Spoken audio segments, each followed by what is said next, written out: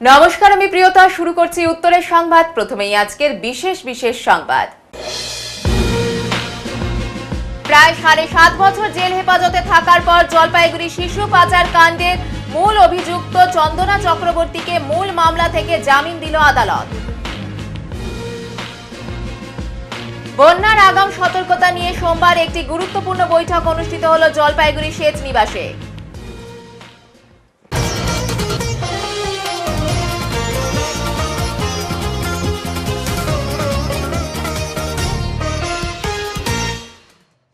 জলপাইগুড়ি শিশু পাচার কাণ্ডে মূল অভিযুক্ত চন্দনা চক্রবর্তীকে মূল মামলা থেকে জামিন দিল আদালত। সোমবার এই তথ্যটি জানালেন চন্দনা চক্রবর্তীর আইনজীবী সৌরভ গঙ্গোপাধ্যায়। সোমবার এই তথ্য দিয়ে চন্দনা চক্রবর্তীর আইনজীবী সৌরভ গাঙ্গুলি বলেন, জলপাইগুড়ি সার্কিট বেঞ্চের বিচারপতি জয়মাল্য বাগচি এবং বিচারপতি অজয় কুমার গুপ্তার ডিভিশন বেঞ্চ তার জামিনের আবেদন মঞ্জুর করেছেন।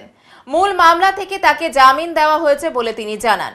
উল্লেখ্য, প্রায় 7.5 বছর জেল হেফাজতে থাকার পর জামিন পেলেন মূল অভিযুক্ত চন্দনা চক্রবর্তী। জানা গিয়েছে, শিশু পাচার কাণ্ডের ঘটনায় চন্দনা চক্রবর্তীর বিরুদ্ধে মোট 3টি মামলা ছিল। গত বছর জুন মাসে একটি মামলার জামিন হয়েছিল। আজ সার্কিট বেঞ্চ থেকে মূল মামলার জামিন হলেও আগামীকাল জেলা আদালতে আরও একটি মামলার শুনানি রয়েছে বলে সূত্রের খবর। আইনজীবী সৌরভ গাঙ্গুলি বলেন, এই মামলায় 7 জন অভিযুক্তের মধ্যে 4 জনের জামিন আগেই হয়েছে। এই মুহূর্তে জেল হেফাজতে চন্দনা ছাড়াও রয়েছেন মৃণাল ঘোষ এবং সোনালী মণ্ডল। গত বছর সুপ্রিম কোর্টে জামিনের আবেদন করেন মৃণাল ঘোষ। সুপ্রিম কোর্ট তার জামিনের আবেদন খারিজ করেছিল।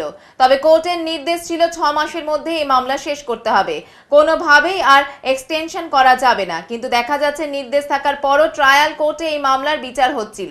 এই বিষয়গুলি এদিন ডিভিশন বেঞ্চের সামনে তুলে ধরার পরই জামিন মঞ্জুর করেন বিচারপতি বলে জানান তিনি। চন্দনা চক্রবর্তী মামলাতে ডিভিশন বেঞ্চ জামিন দিয়েছেন। কি হিসেবে জামিনটা পেলেন একটু বলুন। দেখুন, চন্দনা চক্রবর্তী 2017 থেকে ভেতরে আছে। 73 জন সাক্ষী চার্জশিটে আছে। তা 4 জন তো আগেই, 7 জনের নামে টোটাল চার্জশিটের অ্যাকিউজ হিসেবে দেওয়া হয়েছিল, কিন্তু 4 জন আগেই জামিনে ছিলেন। 3 জন জামিন ভেতরে আছেন আর কি। তার মধ্যে সোনালী, মৃণাল আর চন্দনা ছিলেন ভেতরে।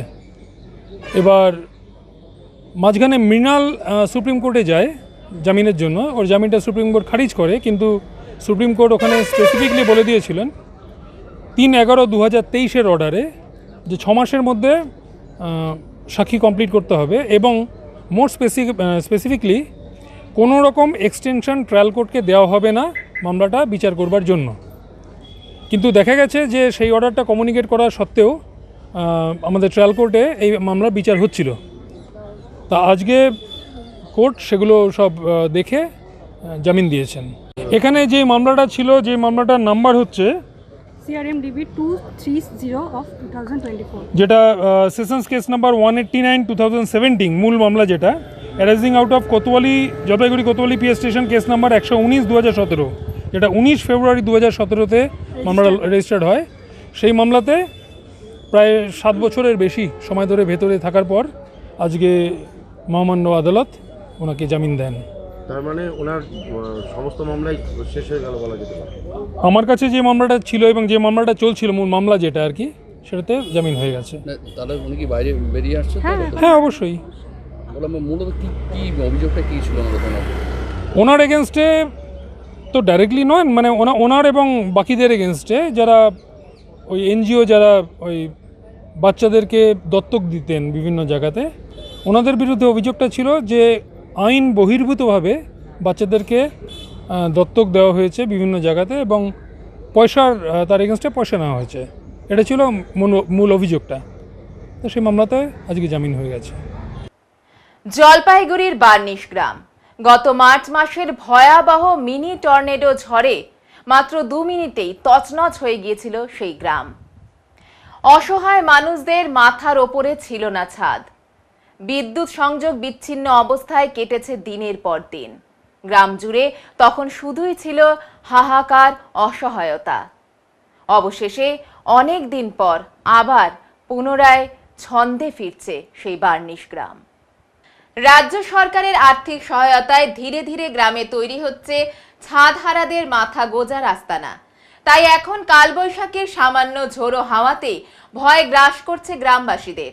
দুঃস্বপ্ন কাটিয়ে উঠতে না উঠতেই ফের যেন এই ঘটনার পুনরাবৃত্তি না হয় তা ভেবেই ভয়ে ত্রস্ত হয়ে রয়েছে গোটা বার্নিশবাসী। মাস দেড়েক আগেও খবরের শিরোনামে ছিল এই গ্রাম। বর্তমানে গোটা গ্রাম আস্তে আস্তে ছন্দে ফিরলেও তাদের অভাব অভিযোগ এখনো যায়নি। সেই অভাব অভিযোগের ফাঁকে আরো এক গভীর ভাবনার চিত্র ধরা পড়ে গ্রামের মানুষগুলোর চোখে মুখে। এই বুঝি এলো সেই রাক্ষসে ঝোড়ো হাওয়া, হয়তো ফের উড়িয়ে নিয়ে যাবে মাথার ছাদ। এই বুঝি ফের তছনছ হয়ে যাবে গোটা গ্রাম। এই ভাবনাই বারংবার মাথায় ঘুরছে গ্রামের প্রতিটি মানুষের মনে। তাই কালবৈশাখীর সামান্য ঝোড়ো হাওয়াতেই গাছের পাতা নড়লেই ভয়ে সিটিয়ে দিন কাটাচ্ছেন এনারা। কবে তাদের মনে এমন ভয় দূর হবে, ফের স্বাভাবিক হবে সবকিছু, এখন সেটাই ভাবনার বিষয়। ওই তো বাড়িঘর ভাঙে গেছে, সব কিছু বাচ্চা কাচ্চা নিয়ে যেভাবে ছিলাম। কিসে ভেঙেছিল? এই ঝড়ে। ঘর বাড়ি হয়েছে, আতঙ্ক গিয়েছে মনে? এখনো ভয় আমার, যে আমি তো ভাতে খাইনি এখনো। কেন?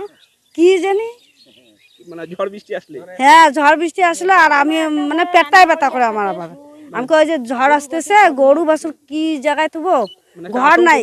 হ্যাঁ, কি আতঙ্ক, ওই যে মনের একটা ভয়। ঝড় আসবে নাকি? হ্যাঁ, তো এঘর বানানো হলো, এঘর বানানো হলো, এঘর চাল উড়ে গেছে, চাল বানানো হলো। টাকা পেয়েছিল রাজ্য সরকারের কাছ থেকে? পেয়েছি। কত টাকা পেয়েছিল? 60,000। এখন ঘর পুরোপুরি কমপ্লিট? না না, পুরোপুরি কমপ্লিট হয় নাই, যেমন এই যে চলতেছে কাজ, আর যেটা দিচ্ছে ওইটা তো এখন মিটিং হচ্ছে। জায়গা হয়েছে? হ্যাঁ, আপাতত হয়েছে। কত টাকা পেয়েছিল? 60,000। বাদ বাকি টাকা? বাদ বাকিরা বলছে যে ভিটি তৈরি করুন, তারপর। এখন তৈরি হয়নি? এই যে হচ্ছে। আপনাদের বন্ধন বা ঋণ, যে ঋণগুলো রয়েছে সেসব ঋণ কি ক্লিয়ার হচ্ছে? না, আপাতত বন্ধ আছে। কেন বন্ধ রেখেছেন? তার কারণ? দিতে পারি নেই, দিতে পারছে না। কাজকর্ম নেই? কাজকর্ম নাই। চাষাবাদ করবেন? চাষাবাদ তো বেগুন কতগুলো লাগাইছি, সেসব বেগুন একদম শেষ। এখন কি করছেন, মানে কি চাষাবাদ? এখন চাষাবাদ কোনো কিছু নেই। আমার যে সুপারি বাগান ছিল 3 বিঘা 3.5 বিঘা, সে এখন আমরা গুনতে গেলে 10টা খাই দাঁড়ানো গাছ আছে। বাদ বাকি সব করে? বাদ বাকি সব শেষ। কোন গ্রাম আপনার? বার্নিশ পুঁটিমারি। মন্দিরের দান বাক্সের তালা ভেঙে চুরির ঘটনায় চাঞ্চল্য জলপাইগুড়ি শহর জুড়ে। জলপাইগুড়ি শহরের অন্যতম ঐতিহ্যবাহী কালী মন্দির কান্তেশ্বরী কালীবাড়ির ঘটনা এটি। জলপাইগুড়ি শহরে চুরি ছিনতাইয়ের সাথে সাথে এবার ফের মন্দিরের তালা ভেঙে দান বাক্স চুরি করার পরিকল্পনা নিল কিছু দুষ্কৃতী। সোমবার সকালে মন্দিরে পুজো দিতে গিয়ে এই বিষয়টি দেখেন এক বাসিন্দা বিকাশ বন্দ্যোপাধ্যায়।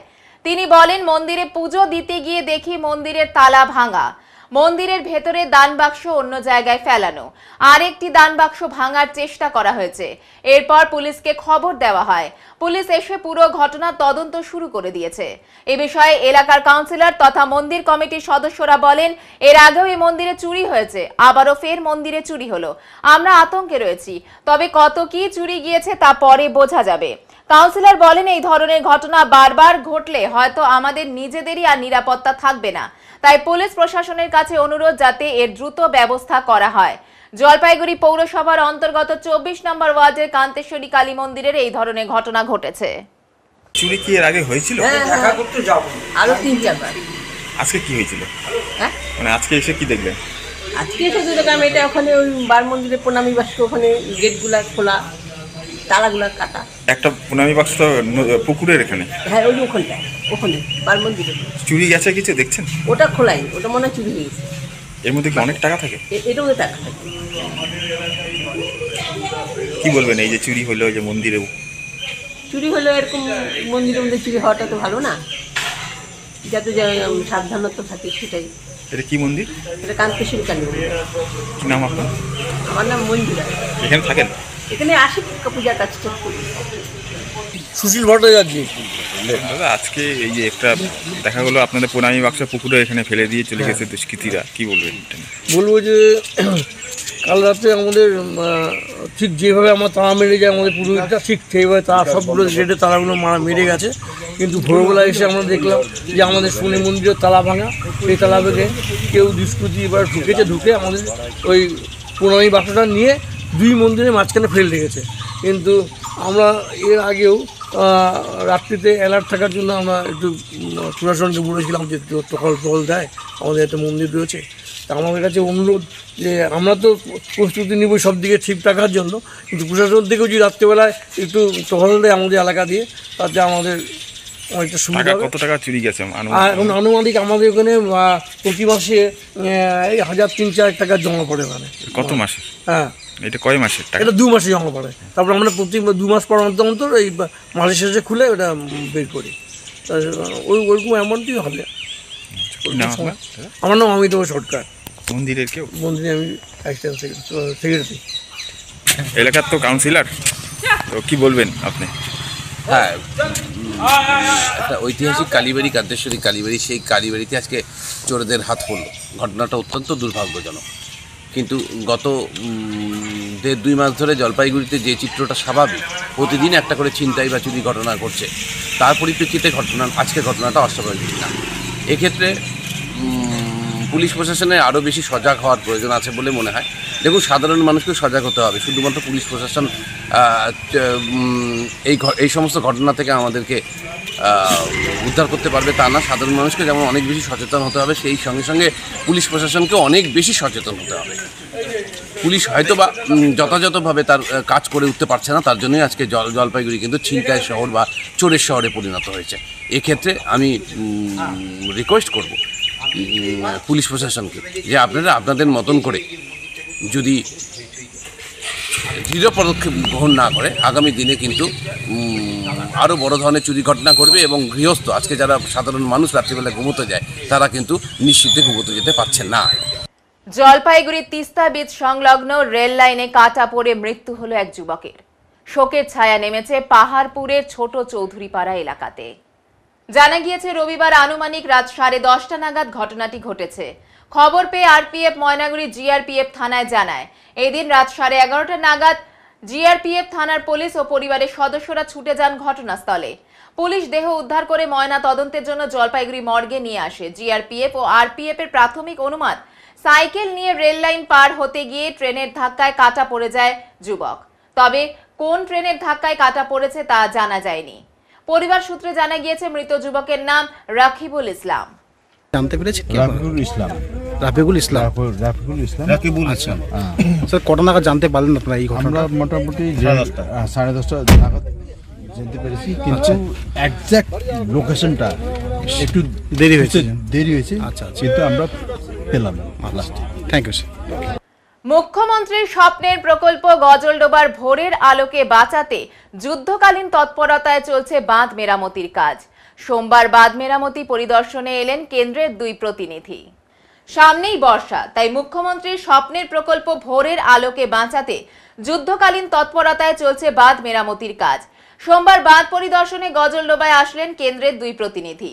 গত বছর বর্ষায় সিকিমে মেঘ ভাঙা বৃষ্টিতে তিস্তার ভয়াবহ রূপ দেখতে হয়েছিল গোটা রাজ্যবাসীকে। বন্যার জেরে একাধিক ক্ষয়ক্ষতি থেকে শুরু করে প্রাণহানিও কম হয়নি। সেবার কোনো ক্রমে রক্ষা পেয়েছিল জলপাইগুড়ির গজলডোবার ভোরের আলো প্রকল্প। তবু আংশিক ক্ষতি হয়েছে। জলের তোড়ে ভেঙে গিয়েছে ভোরের আলোর একটি বাঁধ। বর্তমানে সেই বাঁধ মেরামতের কাজ চলছে জোর কদমে। দিন রাত মিলিয়ে শতাধিকের ওপর শ্রমিক এখন এই কাজের সাথে যুক্ত। কিন্তু সামনে আবারও ফের বর্ষা, ফলে বাঁধ নির্মাণ না হলে ভোরের আলো তছনছ হয়ে যাওয়ার আশঙ্কা করছেন অনেকেই। সোমবার গজলডোবায় সেই বাঁধের কাজ খতিয়ে দেখতে আসেন 2 কেন্দ্রীয় প্রতিনিধি। উপস্থিত ছিলেন জেলার সেচ দপ্তরের অন্যান্য আধিকারিকেরাও। সামনেই বর্ষা, ভোরের আলো টিকে থাকবে তো? 105 দিনের মধ্যে কাজ শেষ করার নির্দেশ থাকলেও কেন্দ্রীয় আধিকারিকদের বক্তব্য, এবছরের মতো বন্যা পরিস্থিতি আটকানো যেতে পারে, তবে কাজ শেষ হতে আরও 1 বছর সময় লাগবে। এদিকে প্রায় 6 মাসের উপর ধরে বন্ধ গজলডোবার নৌকা বিহার। পলি জমে যাওয়ায় নৌকা চলাচলের অযোগ্য হয়ে পড়েছে ঝিলটি। যদিও কবে নৌকা বিহার চালু তার কোনো সুস্পষ্ট উত্তর মেলেনি। যদিও প্রশাসনের লক্ষ্য দ্রুত বাঁধ নির্মাণ করে ভোরের আলো রক্ষা করা। এখানে কতটা বাঁধের লেন্থ কত হবে? এটা 280 মিটার। সিকিমের যে বন্যার সেই ফলে যে ভেঙে গেছে এই জায়গা, প্লাস হচ্ছে গাজলডোবা ব্যারেজের ওই পাশেও কিছুটা অংশ ভেঙেছে। ওই পাশেগুলো অন্য লোক কাজ করছে, এই দিকেরটা এরা মানে তো আমাদের আলাদা আলাদা আধিকারিক হবে। ইরিগেশন দপ্তরই পুরোটাই কাজ করছে। ওই পাশটাও করা হচ্ছে। 2 জায়গায় 2 রকম প্রবলেম। শেষ পর্যায়ে কাজ মনসুনের পরে ইয়ে হবে, কিন্তু মনসুনটা আমরা আটকে দেবো, এটা নিশ্চিন্ত। মানে এই মনসুনে ক্ষতি হওয়ার আশঙ্কাটা নেই। ঠিক আছে, যে পরিমাণে পলি রয়েছে এই হ্যাঁ। পলি হ্রাস হলে তো এবার মনে হচ্ছে না, পলি কিন্তু আমরা এইভাবে সরাবো না। পলি নদীকে নদীর মতো সরাতে দিন, নদীকে নদীর মতো সরাতে, নদী নিজে নিজেই সরাবে। এটা আপনারা তো এতদিন ধরে এখানে আছেন, জানেন নিশ্চয়ই, তিস্তা একবার ডান দিকে যাবে একবার বাঁ দিকে যাবে। এই পলি নিজে নিজেই নদী নিজেই সরিয়ে নেবে। কতদিনের মধ্যে কাজ শেষ হবে? কতদিনের মধ্যে কাজ শেষ হবে মানে আপনার ধরুন, এটা তো আপাতত যে কাজটা শুরু হয়েছে এই কাজটা তো এই বর্ষার আগে আশা করছি আমরা বাঁচিয়ে দিতে পারবো। সম্পূর্ণ যদি ফিনিশ করতে চান তাহলে ধরুন পরের বর্ষার আগে শেষ হবে আর কি, মানে হ্যাঁ 1 বছর। কিন্তু আমাদের টার্গেটটা হচ্ছে কি প্রথমে এই বর্ষাটাকে আমার যাতে পার করতে পারি, যাতে আমার কোনো ক্ষতি না হয়। আমরা 2 জন এসেছি সেন্ট্রাল ডিজাইন অফিস থেকে, আমি এসেছি আর আমার ডেপুটি ডাইরেক্টর এসেছে। আমার Dipankar Roychowdhury, director central design office. এবার নিয়ে নিচ্ছি ছোট্ট একটি বিরতি, সঙ্গে থাকুন, চোখ রাখুন উত্তরের মনের পর্দায়। সব সময় সব দিকের সব খবর পেতে সাবস্ক্রাইব করুন, বেল আইকনটি প্রেস করে আপডেট থাকুন।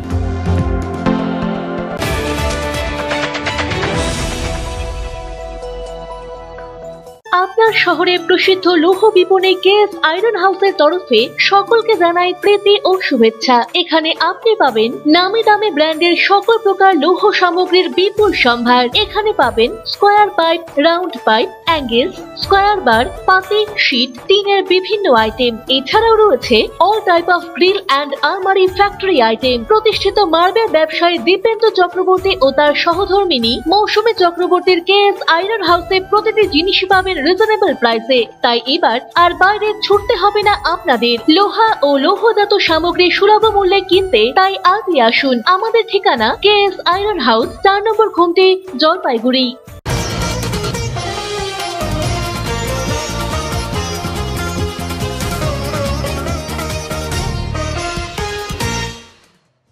বন্যার আগাম সতর্কতা নিয়ে সোমবার একটি গুরুত্বপূর্ণ বৈঠক অনুষ্ঠিত হলো। এদিন জলপাইগুড়ি, আলিপুরদুয়ার, কোচবিহার ও শিলিগুড়ি মহকুমা নিয়ে জলপাইগুড়ি সেচ নিবাসে বৈঠকটি অনুষ্ঠিত হয়। বৈঠকে উত্তরবঙ্গের সেচ দপ্তর, ইন্ডিয়ান মেট্রোলজিক্যাল ডিপার্টমেন্ট ও সেন্ট্রাল ওয়াটার কমিশনের আধিকারিকেরা উপস্থিত ছিলেন। উত্তরবঙ্গের সেচ দপ্তরের আধিকারিক কৃষ্ণেন্দু ভৌমিক বলেন, প্রতি বছর এ ধরনের বৈঠক করা হয়ে থাকে, তবে এই বছর নির্বাচনের কারণে একটু দেরি হয়ে গিয়েছে।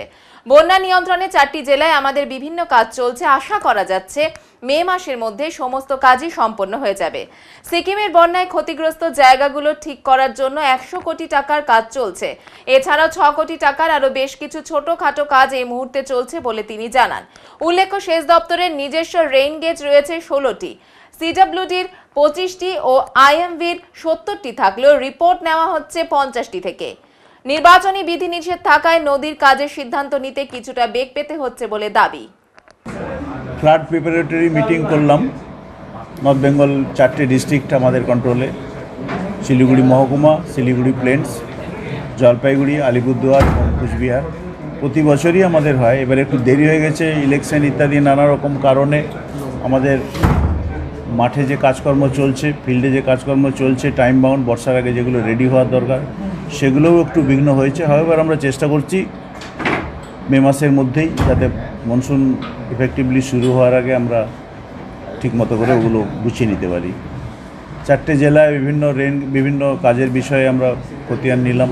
এক্সিকিউটিভ আছেন, ডাইরেক্টর আইএমডি এসছেন গ্যাংটক থেকে, সেন্ট্রাল ওয়াটার কমিশনের অফিসার রয়েছেন, আমরা দিয়েছি।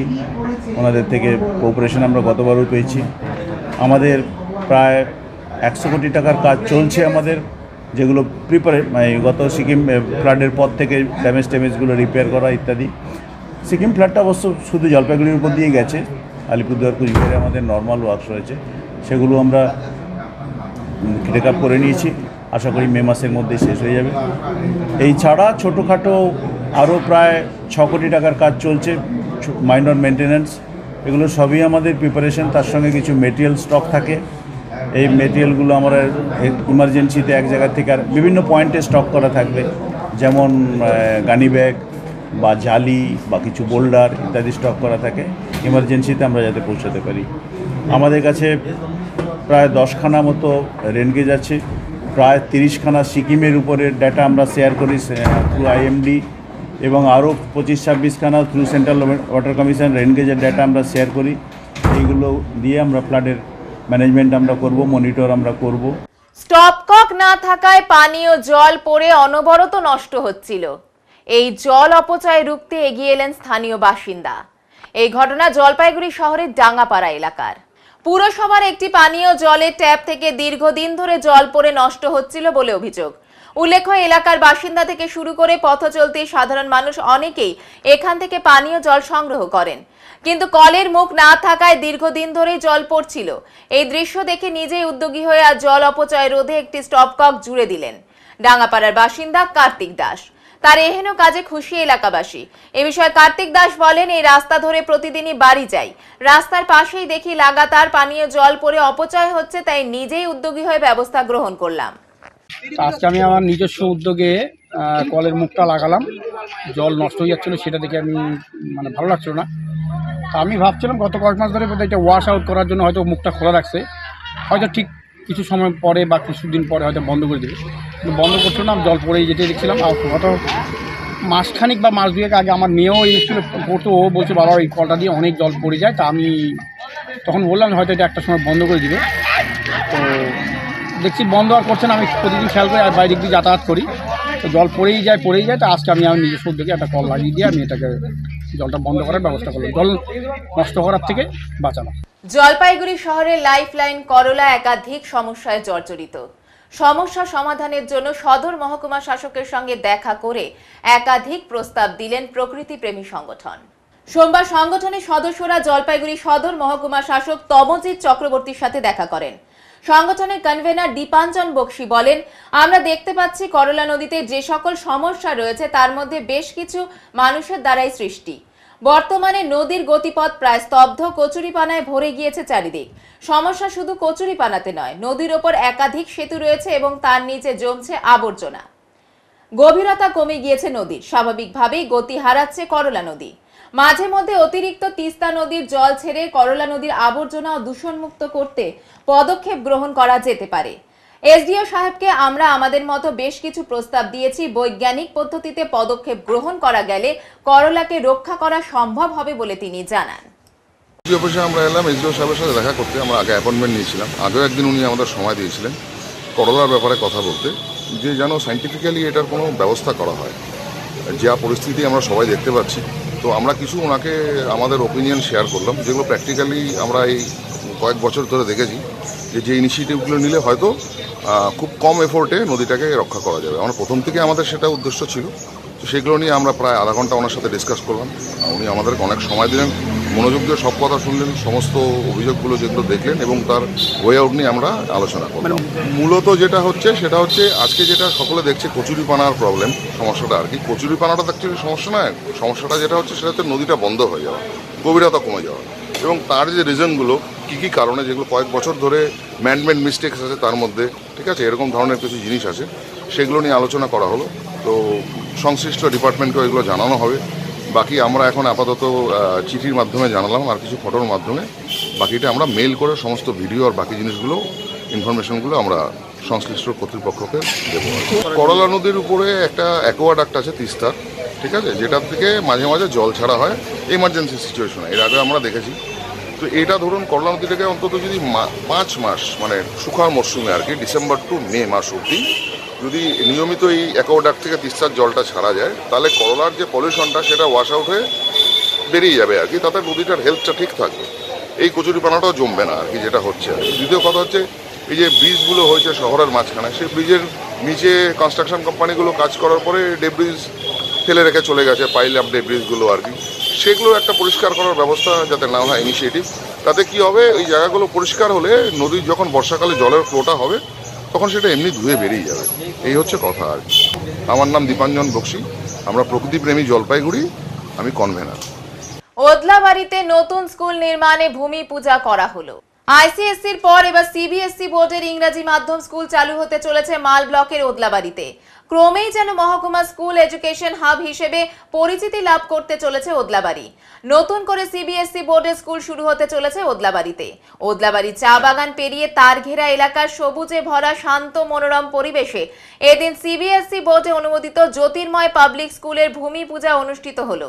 অনুষ্ঠানে উপস্থিত ছিলেন শিলিগুড়ি সংলগ্ন শাহুজাঙ্গি রামকৃষ্ণ মিশনের সচিব স্বামী নরেশ্বরানন্দজি মহারাজ, স্বামী জীবনানন্দজি মহারাজ এবং স্কুলের প্রতিষ্ঠাতা ট্রাস্টি ও সভাপতি ডক্টর পার্থ সারথী গাঙ্গুলি, ওদলাবাড়ি চা বাগানের জেনারেল ম্যানেজার A.K. বর্মা প্রমুখ। ডক্টর পার্থ সারথী গাঙ্গুলি বলেন, দক্ষিণ 24 পরগনা সোনারপুরের পর এ রাজ্যে ওদলাবাড়ির স্কুলটি তাদের দ্বিতীয় ক্যাম্পাস হতে চলেছে। আগামী 2025-26 শিক্ষাবর্ষ থেকে স্কুলের কেজি থেকে পঞ্চম শ্রেণী পর্যন্ত পঠন পাঠন শুরু হয়ে যাবে বলে জানিয়েছেন তিনি আরও বলেন, আমাদের সর্বদা তাগিদ থাকবে উন্নত মানের শিক্ষা দেওয়ার। এর জন্য স্থানীয় এলাকার শিক্ষক যেমন নিয়োগ করা হবে, তেমনি কলকাতা ও ভিন রাজ্য থেকে অভিজ্ঞ শিক্ষক আনা হবে। শিক্ষার পাশাপাশি খেলাধুলা ও অন্যান্য বিষয়ে যত্ন করে শিক্ষা দেওয়া হবে। সামগ্রিক পরিকাঠামো আগামী কয়েক মাসের মধ্যে নির্মাণের উদ্যোগ নেওয়া হবে। আগামী বছর পঞ্চম শ্রেণী পর্যন্ত ক্লাস শুরু হবে। ডুয়ার্সের প্রত্যন্ত এলাকা ওদলাবাড়িতে একের পর এক শিক্ষা কেন্দ্র গড়ে ওঠায় শিক্ষার ক্ষেত্রে এক গুরুত্বপূর্ণ স্থান হয়ে উঠছে। ইতিমধ্যে ডন বস্কো স্কুলের ছাত্র স্বপ্নজিৎ বিশ্বাস ICSE বোর্ডের 10ম শ্রেণীর পরীক্ষায় রাজ্যের দ্বিতীয় ও দেশের মধ্যে তৃতীয় হয়েছে। তারঘেরা এলাকার বাসিন্দারা জানিয়েছেন, এই স্কুল হলে এলাকার চা বাগান এবং গ্রামের ছেলেমেয়েরা খুব কম খরচে ইংরাজি মাধ্যমের পড়াশোনার সুযোগ পাবে। এতে খুশি এলাকার মানুষেরা। জানা গিয়েছে, আগামী 2027-28 সালের মধ্যে একাদশ এবং দ্বাদশ শ্রেণীর ক্লাসও চালু হয়ে যাবে। যখনই আমাদের জন্ম হয় তখনই শিক্ষা আমাদের ভিতরে থাকে, অন্তর্নিহিত সেইটিকে জাগ্রত করার জন্য এই যে শিক্ষক এত সুন্দর তিনি বক্তৃতা দিয়েছেন, আমি অভিভূত হয়েছি।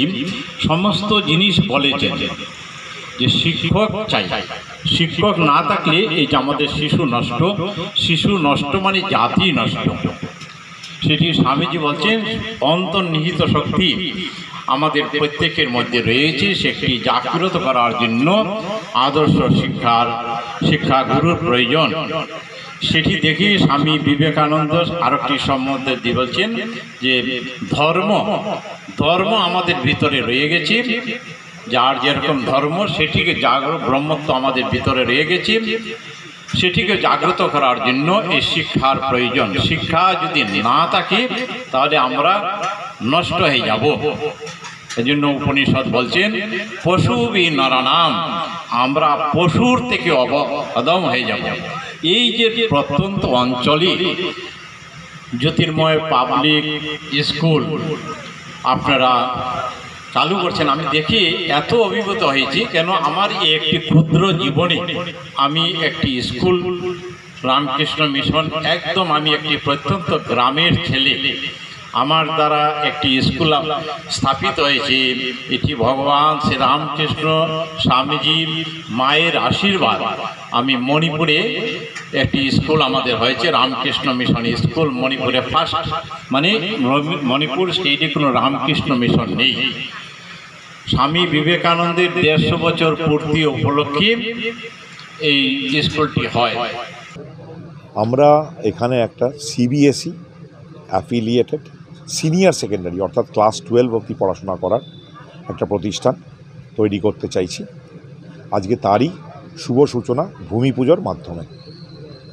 আমাদের প্রথম স্কুল সুন্দরবন সংলগ্ন এলাকাতে আপনার কালিকাপুর সোনারপুর ব্লকে দক্ষিণ 24 পরগনাতে স্থাপিত হয় 2004 সালে। সেখানে এখন 3000-এর অধিক বাচ্চা পড়াশোনা করে এবং দক্ষিণ 24 পরগনার বেস্ট CBSE স্কুল হিসাবে আমরা কিন্তু স্বীকৃতি পেয়েছি পরপর 2 বছর। এবং আমাদের যে স্নাতক একদম নার্সারি থেকে পড়ে ক্লাস 10 পরীক্ষা দিয়েছিল গত বছরে, এক বছর আগে, উনি 3rd হয়েছিলেন স্টেটে এবং 5th অল ইন্ডিয়াতে। আমরা এইখানে ওদলাবাড়িতে স্কুলটা করতে চাইছি কেন, আমাদের মোটোই হচ্ছে যে সবাই যেন সমান শিক্ষার সুযোগ পায়। আমরা দেখেছি শহরে যে শিক্ষার সুযোগ আছে সেটা শহরতলি বা গ্রামাঞ্চলে নেই, যার জন্য গ্রামাঞ্চলের বা শহরতলি অঞ্চলের ছেলেমেয়েদের জন্যই শিক্ষা প্রতিষ্ঠান তৈরি করা হচ্ছে আমাদের মূল মন্ত্র। সেই মতোই আমরা ওইখানে সুন্দরবনে করেছিলাম, এখানেও আমরা তার ঘেরাতে এই ওদলাবাড়িতে আমরা এই প্রতিষ্ঠান করছি, যাতে এখানকার প্রান্তিক ছেলেমেয়েরা যারা প্রান্তিক এলাকাতে বসবাস করে তারা যেন একটা ভালো উচ্চশিক্ষার সুযোগ পায়, সেটাই আমাদের মেন ইচ্ছে। এবং তাই জন্যই ওদলাবাড়িকে আমরা বেছে নিয়েছি। এখানে আমরা খুব মনোরম পরিবেশ পেয়েছি এই পরিবেশের একদিকে যেমন তার ঘেরা ফরেস্ট আছে, সামনের দিকে আপনার রয়েছে চা বাগান, বদলাবাই টি এস্টেট, সামনে মিলিটারি ক্যাম্প এবং ছোট ছোট পাহাড়ি বা গ্রাম্য সব ছোট ছোট গ্রাম, তার মধ্যে একদম শিশুরা রয়েছে যারা বড় হতে চায়, স্বপ্ন দেখে কিন্তু সুযোগ পায় না। আমরা তাদের জন্য সেই সুযোগ করে দেওয়ার জন্য আজকে বদলাবাড়ি আমাদের সেশন শুরু হচ্ছে 2025-26 এপ্রিল মাস থেকে। আমরা প্রথম বছরে নার্সারি থেকে ক্লাস 5 অবধি আমরা অ্যাডমিশান নেব, পরের বছর নেব 6 to 8 অবধি এবং তৃতীয় বছরে আমরা ক্লাস 9 নেব এবং পঞ্চম বর্ষে गए আমরা ক্লাস 11 एडमिशन নেব। ये ज्योतिर्मय पब्लिक स्कूल का आज यहाँ भूमि पूजन हो रहा है। तारगेरा बदलाबाड़ी चाय बागान का एक पाड़ा है तारगेरा। ये बहुत खुशी का बात है क्योंकि हमारे यहाँ चाय बागान के वर्कर बस्ती के लोगों का सोर्स ऑफ इनकम बहुत कम है। उनको बड़े स्कूल में व इंग्लिश मीडियम स्कूल में पढ़ाने की क्षमता नहीं है, इस वजह से उनको शिक्षा नहीं मिल पाता है और वो अधूरा शिक्षा पाके छोड़ देते हैं। इस कारण से हमारे गांव का उन्नति नहीं हो रहा है, हमारा इलाका का डेवलप नहीं हो रहा है। आज ये स्कूल का स्थापना होने से हमें एक आशा जगह है कि हमारे बदलाबाड़ी चाय बागान तारगेरा आसपास के चाय बागानों का बच्चों को भी यहाँ शिक्षा मिलेगा और ये बहुत अच्छा ढंग से यहाँ पढ़ाने का व्यवस्था किया जाएगा। ऐसा ज्योतिर्मय पब्लिक स्कूल का जो ट्रस्टी है उन्होंने हम लोगों को आश्वासन किया। हम लोग इस बात से काफ़ी खुश हैं। यहाँ जितना भी पब्लिक है बदलाबाड़ी चाय बागान का, इस बात से इतना खुशी है क्योंकि आसपास का जितना भी स्कूल है वो स्कूल में इतना महंगा है, वो बच्चे को पढ़ा नहीं पाते हैं और पढ़ाई का अधिकार तो सबको है।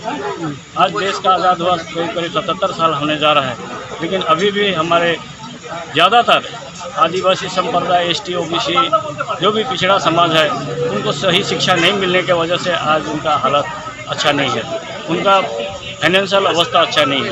अगर लोग शिक्षा ग्रहण कर लेंगे, आगे बढ़ेंगे तो इस इलाका का डेवलप होगा और यहाँ से अच्छे अच्छे पदों के लिए लोग पढ़ के निकल सकते हैं। आपका नाम? मेरा नाम अजित कुमार नाइक। मैं এবার নিয়ে নিচ্ছি ছোট্ট একটি বিরতি, সঙ্গে থাকুন, চোখ রাখুন উত্তরের মনের পর্দায়। সব সময় সব দিকের সব খবর পেতে সাবস্ক্রাইব করুন, বেল আইকনটি প্রেস করে আপডেট থাকুন।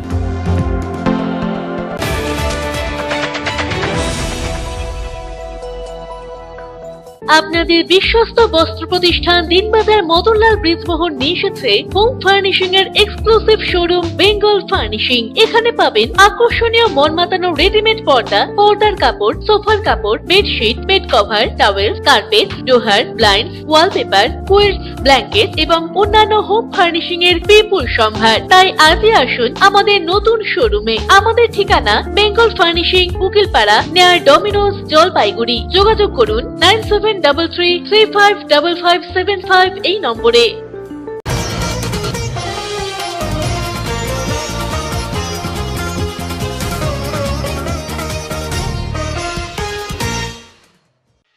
এখনো পর্যন্ত সবজির দামে পতনই লক্ষ্য করা যাচ্ছে। তেমন ভাবে বৃষ্টি না হওয়ায় সবজির দাম অনেকটাই কম রয়েছে, ফলে স্বাভাবিকভাবে ক্ষতির মুখ দেখছেন চাষিরা। অপরদিকে লাভবান হচ্ছেন সাধারণ ক্রেতারা। বর্ষা আসার আগে পর্যন্ত জলপাইগুড়ি শহরের সবজি বাজারে এখনো সস্তায় রকমারি সবজি পাওয়া যাচ্ছে। পেঁয়াজ থেকে সজনা, বাঁধাকপি, ফুলকপি, টমেটো, পটল এই ধরনের সবজি এখনো পর্যন্ত সাধারণ মানুষের নাগালের মধ্যেই রয়েছে।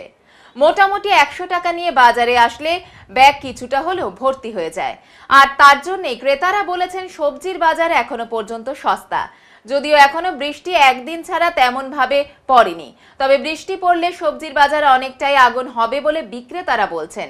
কারণ এখন যেহেতু গরম পড়েছে, সবজি ওঠার পর বেশি সময় সেই সবজি রাখা যায় না, তাই সেই সবজি বাজারে এনেই কম দামে বিক্রি করতে হয়। আগেও যেমন চাষিরা লসের মুখে পড়েছে সবজি নিয়ে, তেমনি অন্যদিকে ক্রেতারা কম দামে সবজি পেয়ে লাভবান কিছুটা হলেও হচ্ছেন। দাম অপেক্ষা কিন্তু এখন একটু কম, যার কারণে হচ্ছে অত্যন্ত গরম হচ্ছে, যার ফলে সবজি সংরক্ষণ করার ব্যবস্থা নেই এবং সবজি সংরক্ষণ করতে পারছে না যারা আনছে সবজি। তাহলে কি একেবারে চাষিরা দাম পাচ্ছে না? কিন্তু বৃষ্টি হয়ে গেলে এই সবজি সংরক্ষণ করতে হবে এবং দাম অনেক বেশি হবে। হ্যাঁ, তাহলে চাষিরা দাম পাচ্ছে না একদিকে, আর চাষিদের যে দাম পাওয়া উচিত সেই দামটা তারা সে পাচ্ছে না। কি দেখছেন পরিস্থিতি? তুলনামূলকভাবে অনেক দাম কম, এখন কোনো কম আছে? কম আছে, তবে সবজির যারা আমি দেখছি কৃষকের একটু অসুবিধা হয়ে গেছে, কারণ বৃষ্টি হচ্ছে না। বৃষ্টি না হওয়ার জন্য ক্ষেতগুলো পুরো শুকনো হয়ে আছে, তাতে শাক সবজি যেগুলো চাষ করছে তাতে গুণগত তাদের মানগুলো একটু খারাপ হয়ে যাচ্ছে, হয়তো পাতায় পোকা হয়ে যাচ্ছে, কিন্তু তুলনামূলকভাবে দাম কম। বাধ্য হয়ে বিক্রি করতে হচ্ছে? বাধ্য হয়ে বিক্রি করতে হচ্ছে, কারণ সবজি উঠে গেলে সেটাকে তো রেখে দেওয়া যায় না, এখানে যে হিমঘর নেই যে সবজি তুলে কোথাও রাখবে। একদিকে ক্রেতাদের লাভ আর কৃষকদের ক্ষতি। ক্রেতাদের লাভ হচ্ছে, কিন্তু কৃষকের ক্ষতি হচ্ছে, কারণ যে হারে সরকার দাম বাড়িয়ে দিয়েছে সারের, তারপরে বিভিন্ন কীটনাশকের, সেই জিনিস দিয়ে চাষ করে কৃষকের অসুবিধাই হচ্ছে। তাদের যে মানে উৎপাদন মূল্য যেটাকে বলে সেটা তাদেরকে আসছে না। এবারে আবহাওয়ার খবর।